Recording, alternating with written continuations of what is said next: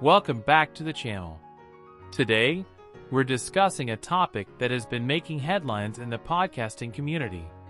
We'll be talking about the recent fallout between podcaster Mandii and Joe Budden.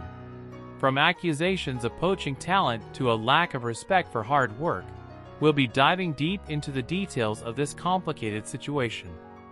But that's what it is. I wish her well. Peace offerings, don't ever want to see her again, even if she's going to pop up on a podcast. But, been there, done that. One man's trash, another man's treasure. I mean, we definitely noticed which podcast decided to pop up on, too. Which is strange. Not strange, it's convenient. I did not see the Googler say nothing.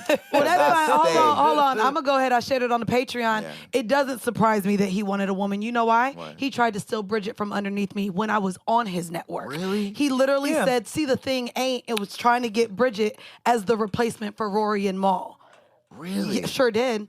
And she, as a loyal friend, is someone who was brought in, and we communicated a lot with the ups and downs of everything. Yeah, when I found that out, knowing that I stayed after all the shit, that hurt me that he would be willing to take her from me and leave me in the dust. But also made me feel shitty because I was like, bro, you got me fucked up. I'm not that kind of bitch. Never been that kind of bitch. He was hoping she was that kind of bitch. Yeah, I don't move that kind. I don't move that way. She was supposed to be a Rory or Maul replacement. I didn't know he was shady like that. I mean, I've been very vocal. I had a lot of respect for Joe and Charlamagne, like what they do, like the fearlessness, at least what it looks like on the outside.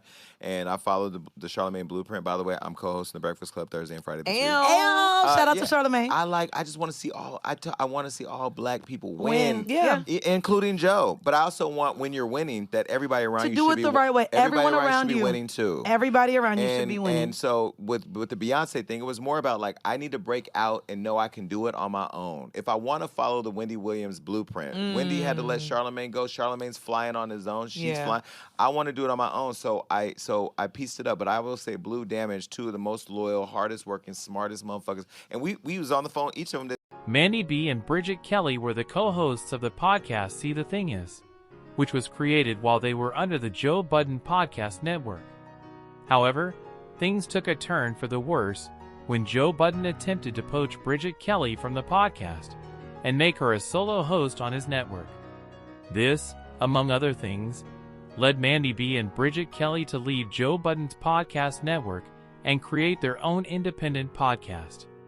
This kind of behavior is not only unethical, but it also shows a lack of respect for the hard work and dedication that goes into creating a successful podcast.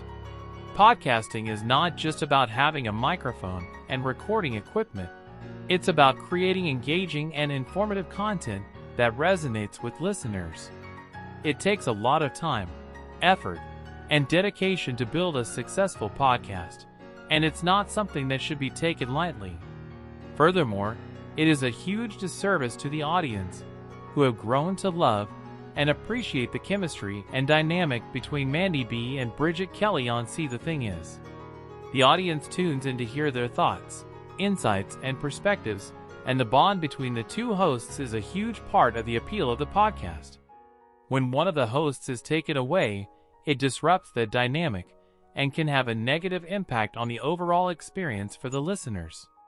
It's important to note that this is not the first time that Joe Budden has been accused of trying to poach other people's talent for his own gain.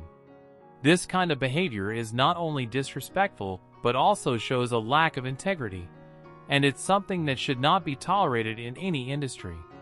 In conclusion, the situation between Mandii and Joe Budden highlights the importance of respecting the hard work and dedication that goes into creating a successful podcast.